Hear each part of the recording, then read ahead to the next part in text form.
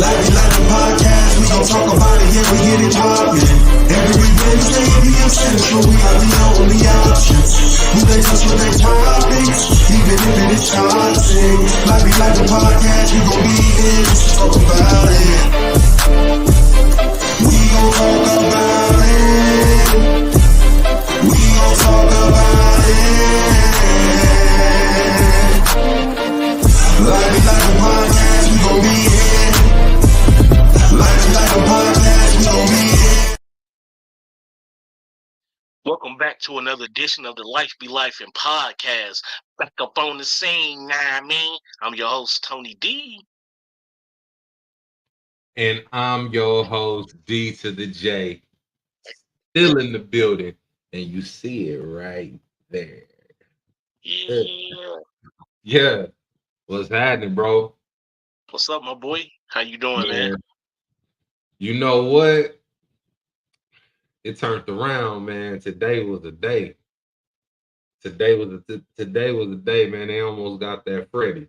You know what I'm saying? That tattoo almost came off and came to life, man. But you know, he turned it around for me. He turned it around, bro. So I can't complain, man. Everything is gravy, man. What's your week been like, man? Because you've been in the cut. Lifers don't know. Lifers don't know. I don't know what it is. You've been moving and grooving. He working on a master plan. Y'all don't know. What you got brewing, Ray? Man, check it out. Let me get 30 seconds to talk to my Eagles, man. Hey, yo, y'all better get this together. Play calling, defense, because football season is rolling on with you or without you. I'm just saying. Hey, don't let me have to show up. But other than that, man, it's been what it's been, yo. You know what I'm saying? Just chilling. Hey, I had to wear it today because, you know, I am not a fair weather fan. Win, lose, or draw. Yeah. Still go Birds. But yeah, I feel that. Listen here, man. Been cheesing. These Colts are going to make me a badminton fan. Man, look here. Look here. If I got to jump on 70,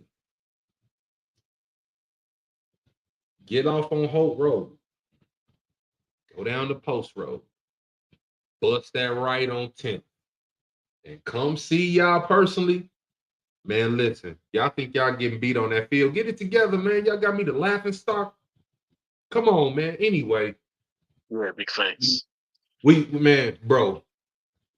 got a show. I don't want to take up too much time. Hey, we ain't even going to do Cuckoo's Great Adventures today because we got so much in this topic that we got to get to the people, bro. Okay, let's get to it then. All right. Do me a favor. Drop that disclosure for the one time. Views and opinions expressed on the Life Be Life and podcast are solely those of the artists, producers, guests, and hosts of the show. Any numbers, stats, or stated resources that are given, we do ask that you verify that information for yourself. All right, Brody. Yeah. So let me go ahead and run this first. Let's run this first, and then we'll dive in. You ready? I'm ready. Oh, before you hit that, I want all the lifers to really trip off of this. So to put this in text, I'm gonna put something in text real quick. What you're getting ready to hear is a clip that absolutely blew me away. This is now what they're pushing for science and medicinal purposes, psychedelic drugs. And we can feel the way, we can say whatever. Listen, this ain't even a conversation about right, wrong, or indifferent. This is a conversation about awareness and the sheer fact that for all these years, psychedelics, specifically things like mushrooms, was always a no-go. And now you have these high-end scientists and professors and doctors saying, you know what? It unlocks a piece of the brain that healing is able to operate in, all these different things, right? And so now they're adding it as a different form of therapy, you know what I'm saying, and different mental and so now that we got that, roll the tape. In the 1950s and 60s, psychologists and psychiatrists began researching the impact of psychedelics on mental and substance use disorders.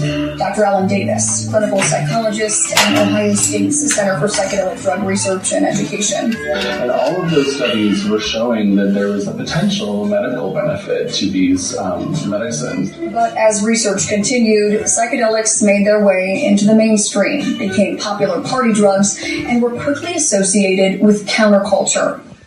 America's public enemy number one in the United States is drug abuse. President Richard Nixon signed the Controlled Substances Act of 1970, listing psychedelics like MDMA and psilocybin as Schedule I drugs, meaning they have no accepted medical use.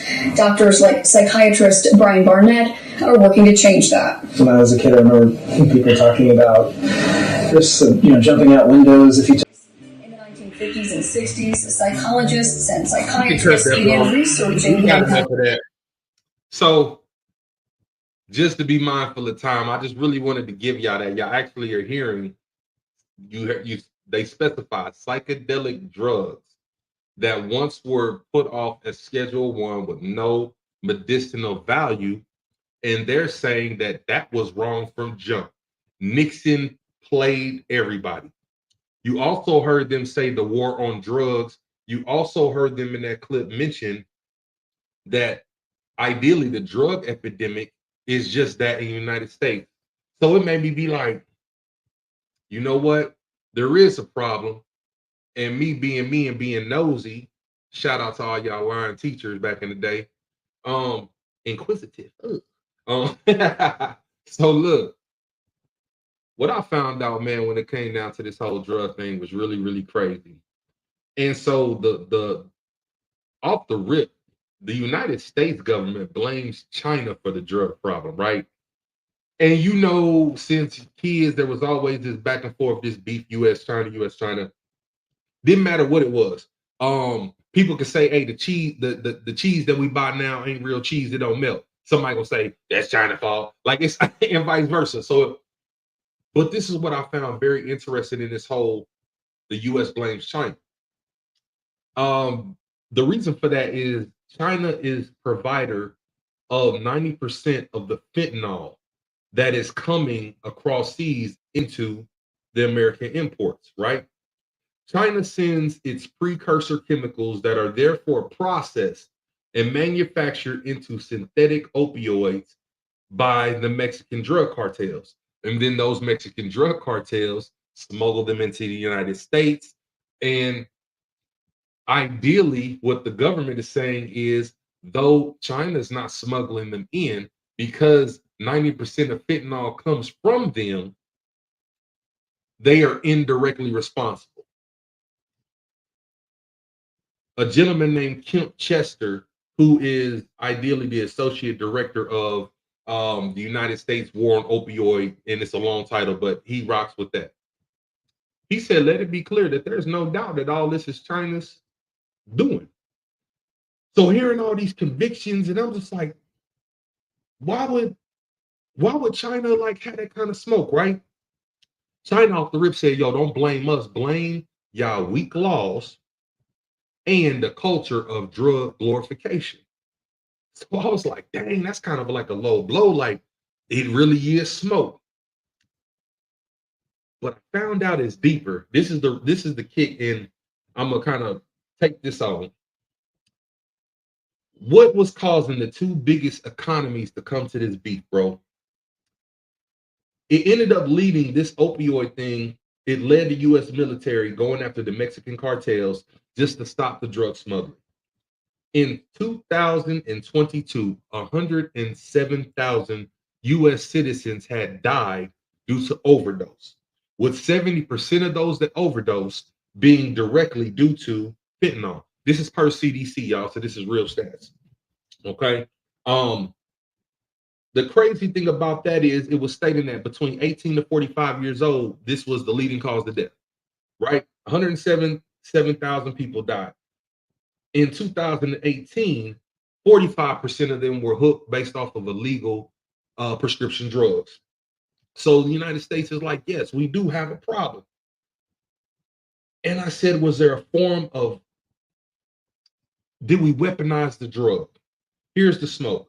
Former President Trump and China President Yao Yang in 2018, they engaged in such a smoke that there was a trade war. So this is where we said, you know what? We ain't sending nothing your way. Bump that. We ain't sending nothing your way. Trump had that smoke with him and it caused some beef. Because of this, China increases the tax breaks that were at that point in time really beneficial to the United States.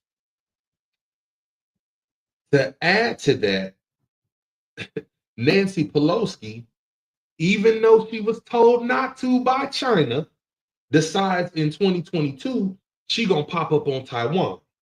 So again, this caused all this particular beef, but China still got a reason, and this is what's crazy. Their opioid war, and you've heard of a whole lot of wars in your lifetime. America has. Have you ever heard of the opium war, bro? So I'm gonna be real frank about this. Mm-hmm. I feel like that it didn't become a war or epidemic until it started hitting a certain class of people. Then all of a sudden, oh, there's this issue for drunk street daily.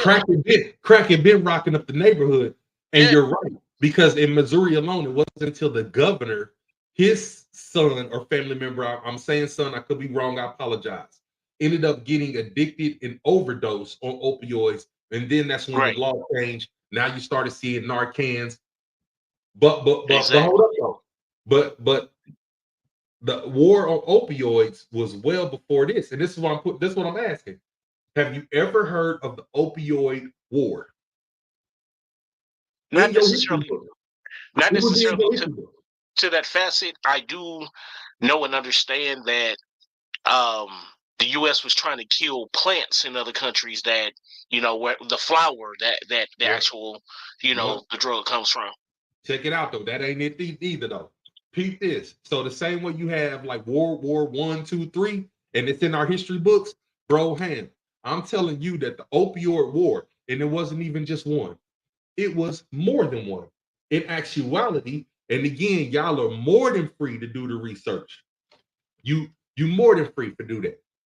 But the first opioid war was between 1839 and 1842. The opioid wars was popping to the point that former ambassador for the United States said that the opium war started a century of humiliation for China that did not even end until 1949. So this goes back to 1839 to 1842, first opioid war. That's China versus Great Britain.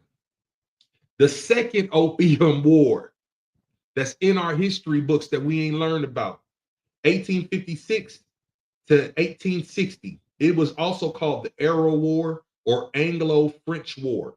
It was Great Britain and France versus China. Them chumps jumped China, right? This is what was so crazy. They was in love with China at one point because they had all the green teas and the silks.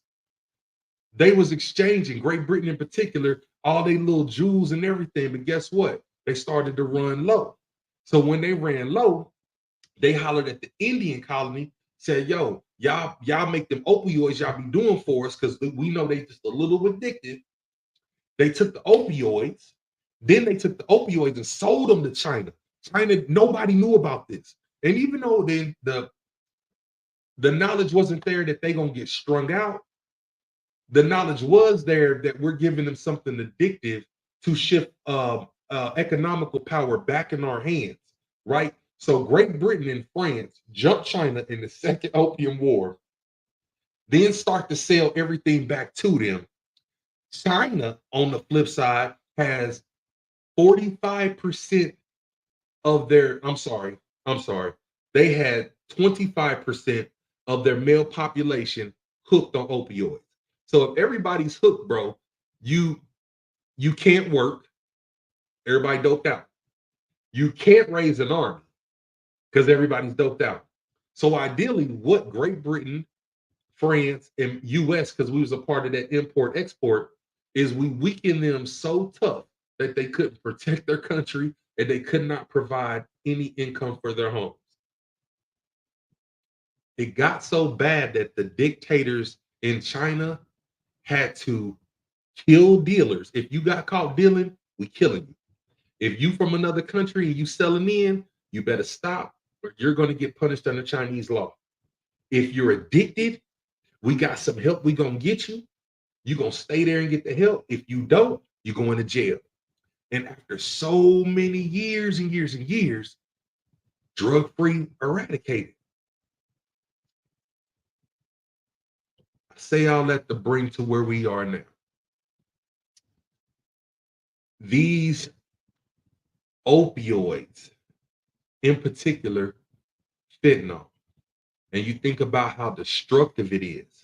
And at some point, greed has superseded humanity and the value of life, because even doctors are saying one baby hair's size of fentanyl can kill you.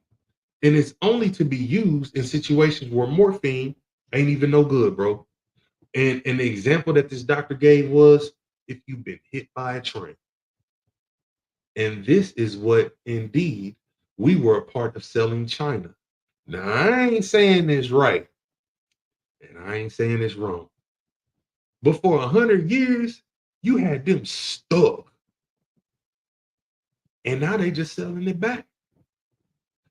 So the reason why 90% of the opioids coming from China is because 100% of the opioids they ever had came from us. So now that we're talking about drugs and how it's impactful in the United States, bro, what I want to talk about is some very key things and very key topics. I almost feel like, what time is it, Brody? 8:17, man. What you feeling like? What we got queued up? Keep it pushing. Bet. So it used to be a time when marijuana was almost taboo. You know, you had drugs that you partied with in the 60s. You've seen it in the movies in the 70s. You've seen it in the movies where cocaine and people was partying in group. We got all that. You know, Bill Cosby, that's why they got down back then. Whatever. So hey, that's what the DA said. I'm just DJ, but that's what the DA said. Anyway, we've always had talks with our kids, man, when it came to, I want you smoking, I want you doing this. And even we talked about weed. You would talk to your kids about, don't be out there smoking weed. With fentanyl being such a danger and so common in things, and we don't know it till it's too late.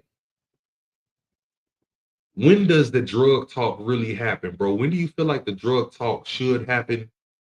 And again, I ain't even talking about just weed. I mean, like drugs. You know what I'm saying? Like the one hit or quitters. Yeah, so with the music culture nowadays that, glorifies it a lot. You said something a couple of shows ago, man, is that you got to teach kids where they are. Yeah. And I believe that it's always going to be a gradual conversation, kind of like that you would have, if you had firearms in the house. This is a gradual conversation. Mm-hmm. I really believe that as kids start to explore the world, start to get outside of your home, even in your home, because you may, go other places, to the grocery store, things of that nature. You have to arm your kids with knowledge, like, yo, if it ain't yours, don't touch it. Because you know how babies are, you know what I'm saying? As they are exploring rather the atmosphere, the environment, they explore with their eyes, their hands, and their mouths. Mm-hmm. So everything that they get, especially if it's something they don't know what it is, you watch a child pick up a piece of plastic. It goes in their hands. Then if you don't catch it, it's going in their mouth. This is how they explore. Yeah. And you got to get that fish hook up in there. So as your this child grows, baby quick to throw something. That's why I be calling my wife baby a lot. So as children grow, you know what I'm saying, the curiosity grows. And again, that goes for anything, whether it's firearms, sex, you know, whatever. But once your child starts to get into that 5th, 6th grade, you know what I'm saying, era to where they maybe participating in after school activities, they start sleeping maybe over a friend's house. You got to start to strongly have that conversation. Now, let's check ourselves at the door. There's a way to have that conversation because, again, parents have a do as I say, not as I do type of mentality. So the thing is that if you are allowing your child to see you partake of certain things at a certain age, and they see the things that happen to you, depending on how you were feeling, what your aim was it recreational, or you were addict, things of that nature, kids can pick up on that. But I believe that you got to start having these conversations early with the gummies. There's been news reports on kids bringing gummy bears to school. Yeah, thinking they fruit but they were laced. Yeah, and passed them out. saying? If I remember that story correctly, was actually passing them out amongst his friends. Yeah, you know, so kids had to go, you know what I'm saying, get their stomach pumped because they had ingested, you know, these gummies. And another thing, if you have little ones and you are partaking yourself, I ain't here to judge nobody. You know what I'm saying? You go do what you go do. Put your stuff away. Put it up. You know what I'm saying? Lock it up. Safeguard your child because, unfortunately, just like gun violence, where kids are finding guns that are unsecured and accidentally either harming themselves or harming a sibling or a family member, the same thing is happening, you know what I'm saying, with drugs. Kids are finding gummies. Kids are finding fentanyl. You know, and that, like you said, man, it could just be a hairline. You know, babies, man, their eyesight is very keen. They can pick a needle out of the carpet that you've been looking for 4 hours. So you got to have this conversation, man. You got to protect your child, and you have to protect them effectively, man. So, yeah, you got to start rapping with them, man, regardless on what they may see uncle do, regardless of what they may see auntie or sister or brother or whomever do. You got to have that conversation with them because we got to be careful not to give them too much information to where they're looking for it because, again, the music is glorifying it. But we also have to give them dangers, you know what I'm saying, that reside behind that. So, you know, you had said something and you was just saying, you know, you got to protect them, and it made me think, you know, you're going to protect them in the same manner that you would from a firearm. You know, like you said, lock it up, put it away. And even in the sense, not even saying from little kids, man. So I recently seen something, and these were young adults that were just on the edge, wild and reckless, do what they do. And there was an older parent in the home, and this older parent was on hospice. Okay, well, I'm sorry, she wasn't on hospice. If we didn't see improvements, that was going to be the next steps they were giving her. And this particular doctor had prescribed her, I forget the exact terminology, but ideally it was the at ease, a last treatment cocktail, if you can kind of take that. So 3 particular pills, and when taken together, you're terminated. 2 children, young adults, I'm sorry, in the home had drug problems, and their drug of choice was whatever prescription pills they came across. So they would, if they visited your house, you know what I'm saying, and let's say you just had, you know, a back surgery, you on, I don't know, prednisone or whatever the case, they're going to go into your cabinet, take a pill or two, pop them. They called it pill roulette. Yeah. The unfortunate thing about it, when they went in Granny's, one of them pills that they thought they was copping on the low was one of them cocktails. So I said that to segue into this. You know, we talked about when does the drug talk happen, and I fully believe that it should happen when they're young. And yes, we talk about things being digestible to a child's palate and making it suitable for their palate, but at the same token, we can't miss certain information. Example, we don't talk to our kids about all the things that a stove can make, but we talk to them about the fact that the stove is dangerous and can burn. Yeah. So I don't have to go into the specifics of, well, this drug, and I'm laughing just because I'm ignorant, but this drug will make you get blood. This drug gonna have you sleep. This drug gonna have you up all night. This drug gonna have you doing the running. Like, I don't have to go through all the what this drug gonna do. This drug gonna have you eating all the cookies. You hear me?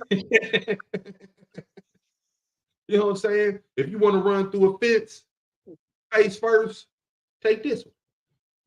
I don't got to do that. Yeah. But I do feel like you do need to have these particular talks because not touching things that don't belong to you.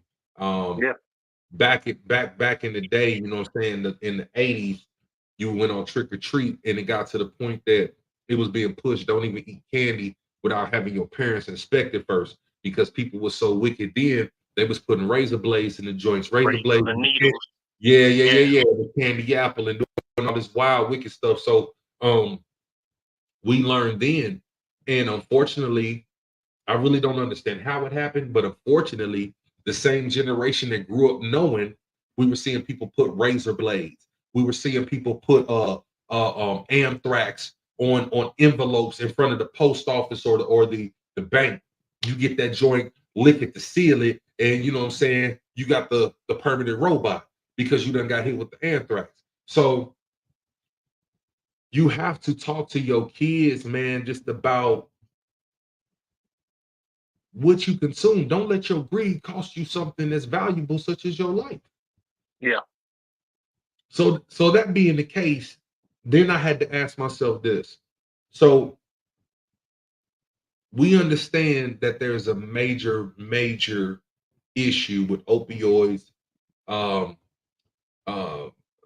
There's different chemicals and things that are coming across, fentanyl in particular. We understand all of this. We know we got to have a talk with the kids. We got to have it early. How do we have a talk with the kids, bro, without it seeming like we're encouraging or even saying we cool if that's what you do? I'm almost like a, you know, I want you to be safe.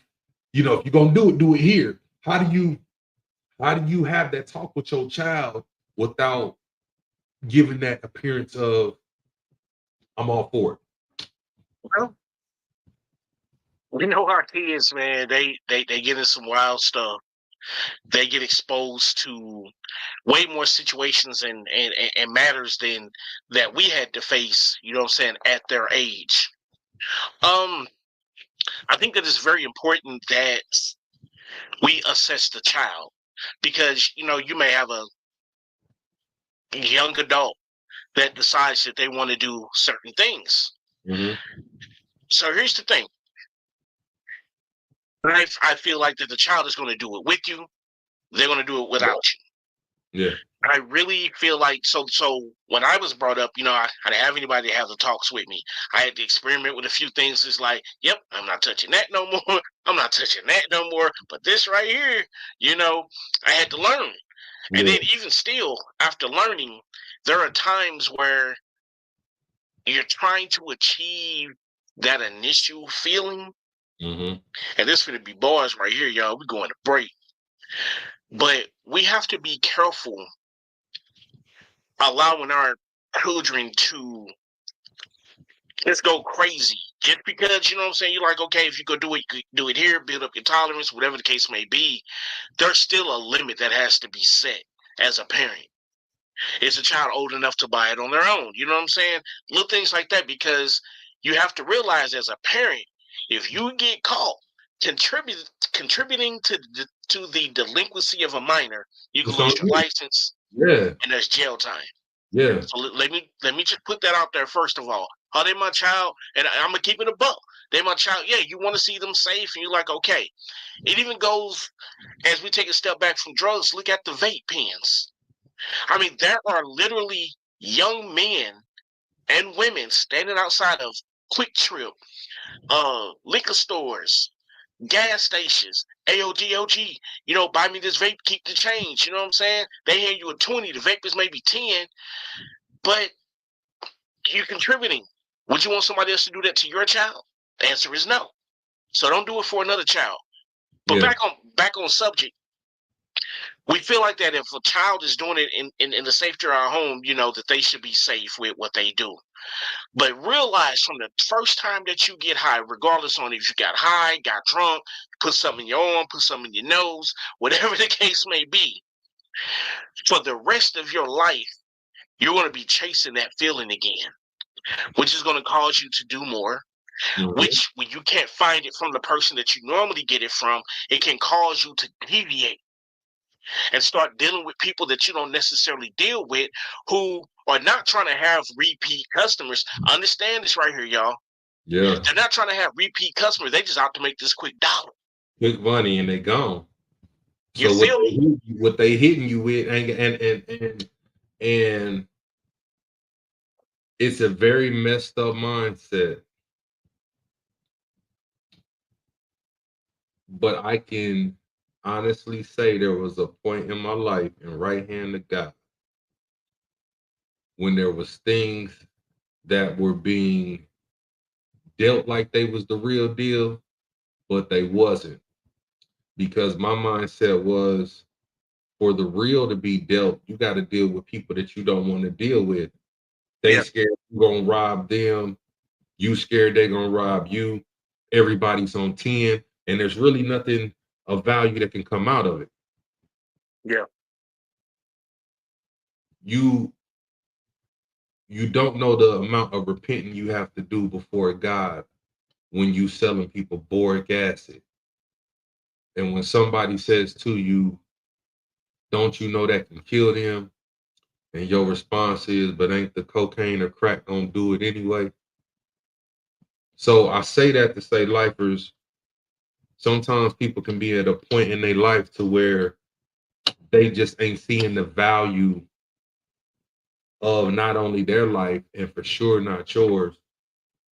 And if they back is against the wall and money is the remedy, um, that old song, what you will do for love, you'll try anything, but you won't give up. Apply that Right. to your back is against the wall, it's gonna get wicked. Yes, sir.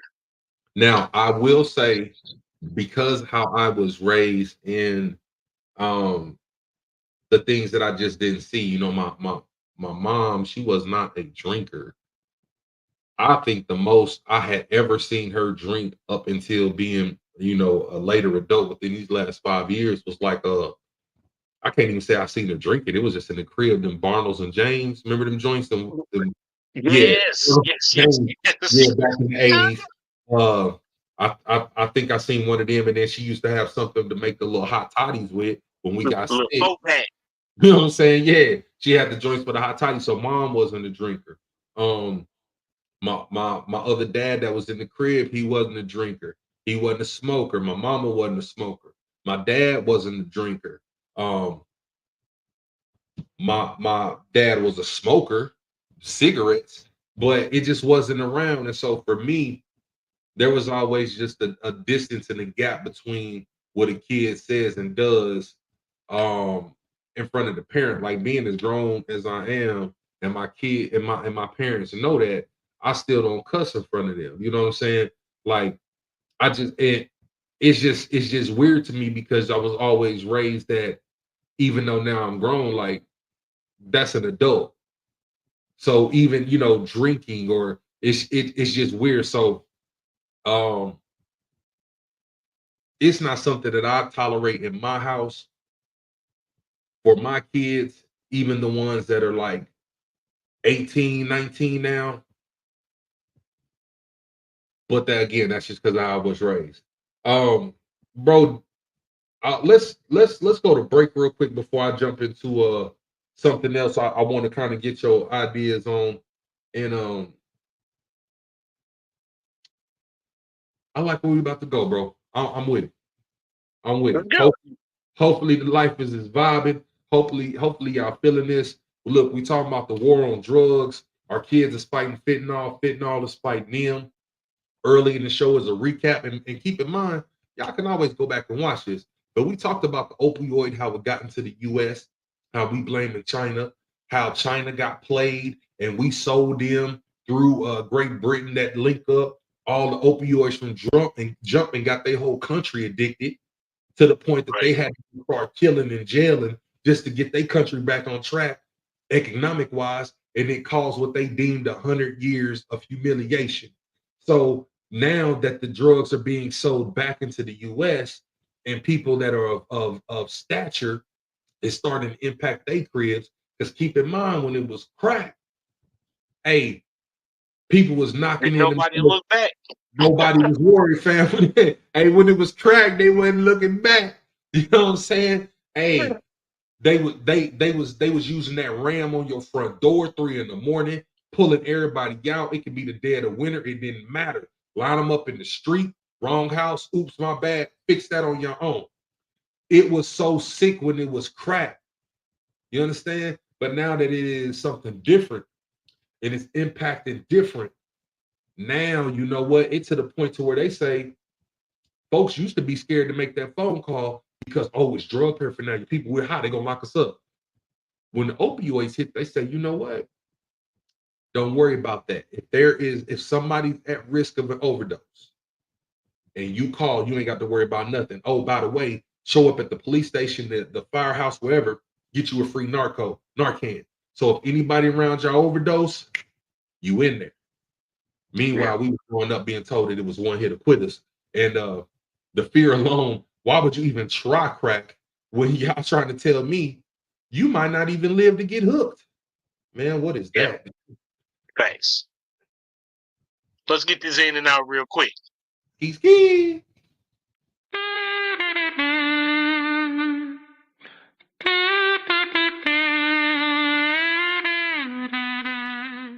Have you ever been in a situation and needed to be a little bit of emotional but just couldn't seem to tap in?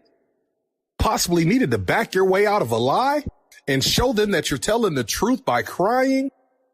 Well, have no fears. Cry No More is here, made from real baby tears. The organic, all-natural substance you'll take once a day, and it'll produce tears on the spot. It'll get those tear ducts flowing. May cause side effects including internal bleeding, diarrhea, hemorrhaging of the belly button, eyelash removal, hair removal, back fat removal, toes falling off, and also bad breath. Cry no more. Real organic tears. Never be stranded again.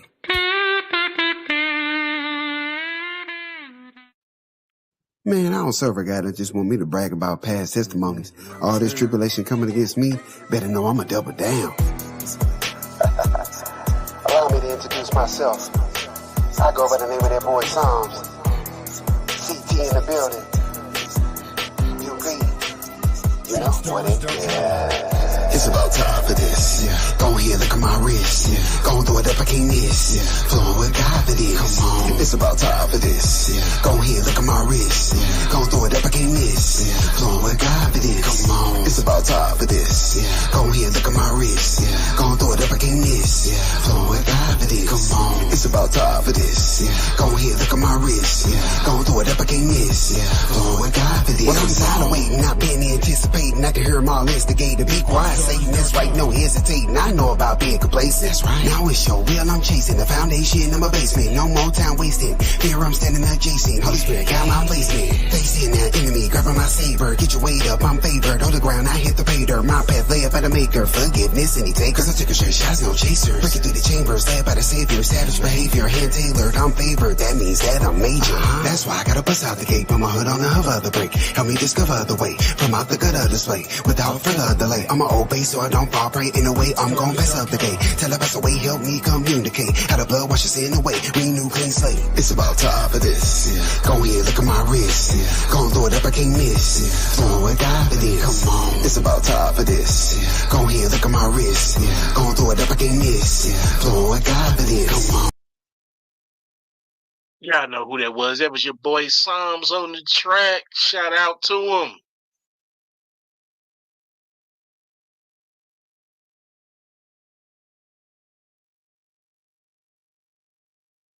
Got to speak up over there, my boy.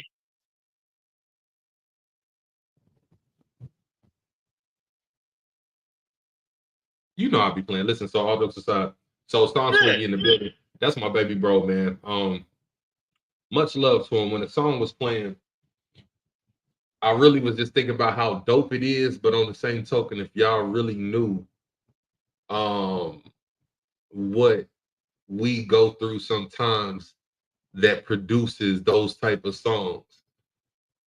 And I'm fortunate and blessed that when everything is being put together in ideas and plans for songs, like I get included. What you think about this, bro? What is this? We're going to have him on the show, one episode, and we're going to talk about the journey from hell and back. As we just recently celebrated my niece's death anniversary, it made me really consider sometimes the shoes that we got to strap up and rock.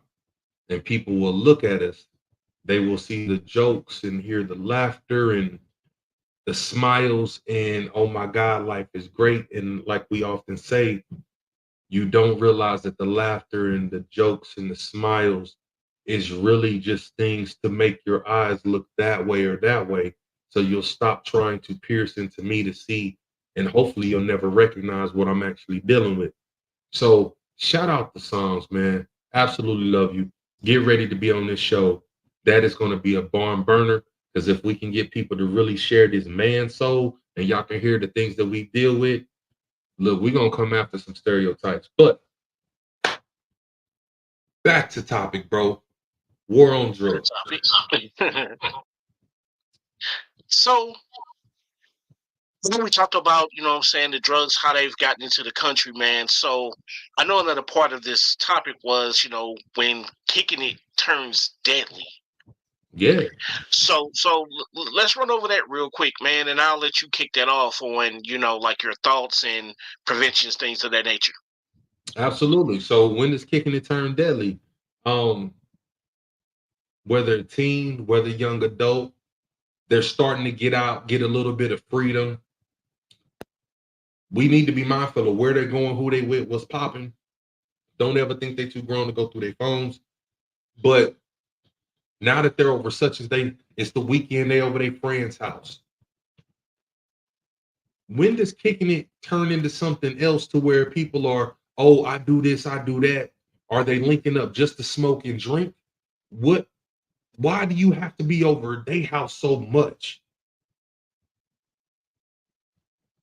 So the thought process around like when kicking it turns to something else is,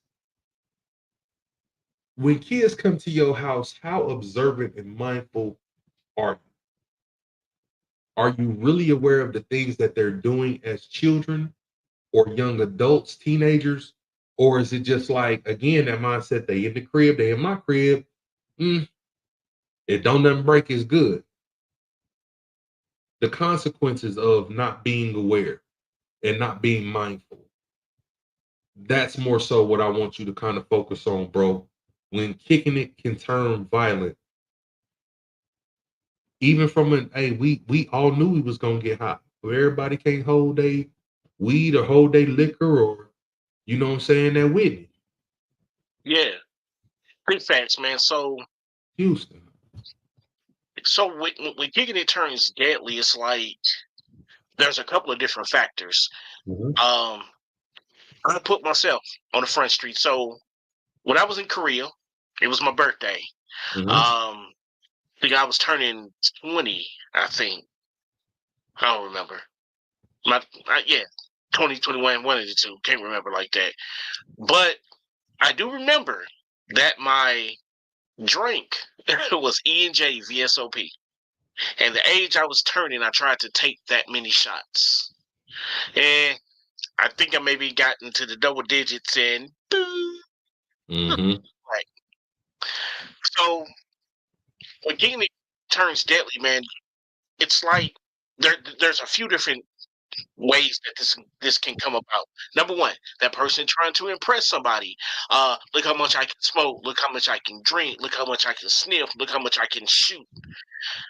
But if they've been doing this for so long, which of course you don't know that when you see, he's putting it up his nose. You know what I'm saying? If you don't know, you know. But keep in mind that when you see somebody doing something, 9 times out of 10, if now they're showing this in public, this is not their first. It's about time for this. Go ahead, look at my wrist. They ain't got time for that. They out there getting it in. Yeah. They say it's about time for this. So here's the thing. When they doing it open in public, some trying to impress, but some this is just what they do. They're pros. That means that if you finna jump in the mix, you need to know what you're getting yourself into. Because some people, you know what I'm saying? I know back when I was smoking, all weed wasn't good weed. You know, you can't smoke everybody weed, and you can't smoke with everybody. Some people ain't even aware where their weed would come from. And then also you said something, you got to know who you kicking it with, because some people is in the pro. And you know, me and you have been places before, and I said, I don't know about money, because I feel like money could have, you know what I'm saying, been on that Betty. You know what I'm saying? They might be under the impression, shoot, you up here with me. Don't you know what I do? I know you smoke weed. You don't know what I do. So when they pass the rock, they're not telling you it's lace, because in their mind, why you don't know? Everybody in here fly like that. Yeah. And here you is done took something thinking it is just that Mary Jane. And, you know what I'm saying? It's Della Reese. It's that Della Reese, you hear me? And you know how she got down in that alley. You know what I'm saying? Shorty played for keeps. Della played for keeps. So big facts. Man, like how do you do you feel like you would be more obligated to be more lenient to your child based on some actions that you previously have done? Like, gummies or weed or alcohol or whatever, like, yeah, I did this. So who am I to tell my child? Like, do you feel that there is some type of obligation to do something that you normally wouldn't on the strength of what you've already done? If that makes sense. Not necessarily, man, because here's the thing. You gotta know your child too. Let me put that out there, because if you got a child that's already always out in the street, always gone, always with somebody, you know what I'm saying, hanging out with a whole bunch of people, I'm not going to encourage it. Because the thing is that if you're always going, I don't know half the people that you're running with. Now, if you have a child that kind of stays in, they kind of stay to themselves, they're a leader. And y'all know what I'm talking about. We know some of our kids, they get in trouble in school for following, versus some kids get in trouble because they started it. Okay. But you also know your kid, man, versus who they are, like their work ethic, their grades in school, if they're still in school, how they get down. And if you start to see a change in them, like, my child didn't sleep until 12, 1, 2 o'clock in the afternoon on Saturdays, there's something else that's going on. Now it's time to have a deeper conversation. Look, I know that you do this, but we really need to have a talk. And people may not agree with me, and it's okay, because it's your house, your child, and you move how you want to move. But you have to know your child. If you know your child is wild, you may want to just pull them to the side, but like, hey, this right here, based on who you already are, this can send you in left field. So let me do this real quick, and I'm gonna get out your way. My soapbox today, man, is it's always be real with your child. I understand, they may not need to know everything, but again, parents are more in a do as I say and not as I do. So children are looking like, you're my example. You're my parent. If I see you drinking all the time and you still get up and go to work and pay the bills and stuff, why can't I? If I see you smoking all the time and you still get up and go to work and pay the bills, why can't I? You still cook, clean. Why is it so bad for me, but it works for you? So being that do as I do, you know what I'm saying, parent, and not necessarily as I say, because children are always going to want to know what you're keeping them from because daddy, mommy, it worked for you. It worked for Mhm. auntie. I know she do it too. Because kids know more than they We put on to know. man, you ain't lying. So honesty a lot, you know what I'm saying, as your child grows is a very good policy because what you think you're hiding from your kid, you're not. And now they are exploring behind your back, getting into way worse stuff because they know you're doing something Yeah. because you know what I'm saying? Change of eyes, change, I ain't never seen mama eat snacks like this. Oh, daddy ate a whole bowl of cereal. They know something up. Yeah. I'm gonna say it like people, You in my snacks now, daddy. yeah, you know what I'm saying? But but the thing is that you reach one, you teach one. Yeah. The child that you have taught about drugs, they're going to teach a friend. They're going to say it to a friend, whether you believe it or not. But as you put that into them and you understand the child that you have and the adult that they are becoming, trust and believe what you tell them is going to stick with them, and what you did not tell them is going to stick also.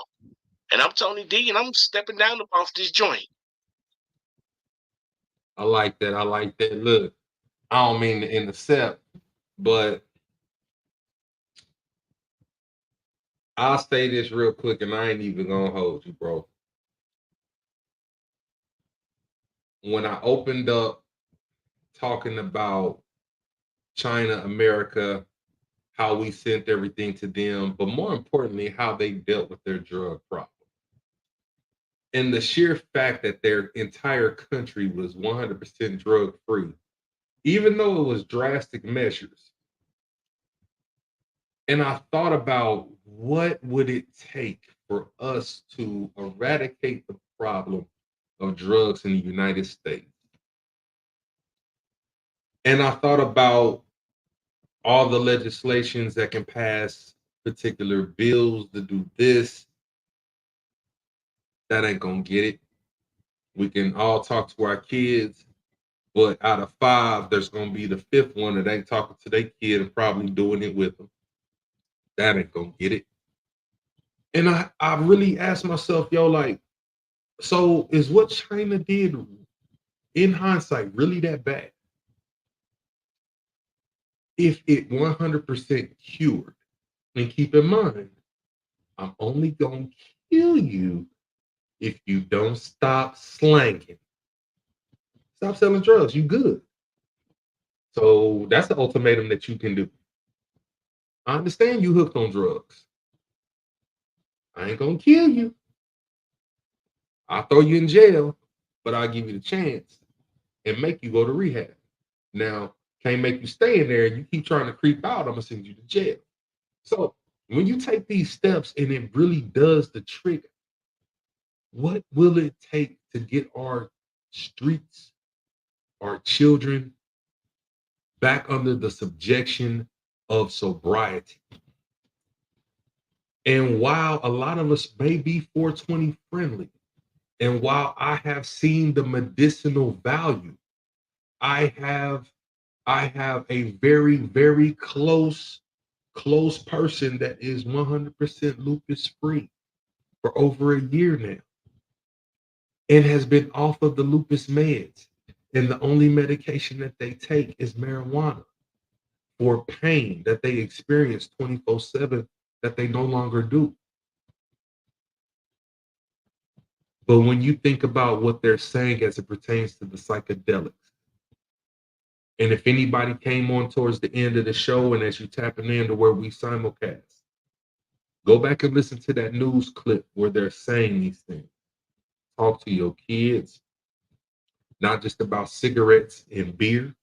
Talk to them about drugs, because what is taking place It's taking our kids off the map. We have close family members that have lost their life due to overdose. There's people that I've met inside of my profession, overdose. This is the reality, and there's so much more that we can talk about here local. We just had somebody last week. He was dragging a baby stroller face down the street, dragging the baby, bro, in a stroller, face first on the concrete. Didn't realize he was doing it because he was hot on K2. These schools is getting locked down. So talk to your kids, man. Talk to them about drugs. Don't worry about what you did in your life. You could have been on cocaine. That does not mean that you give the nod to your child because, I mean, I did it. What can I say? You say, don't be like me, be better. You say, be better.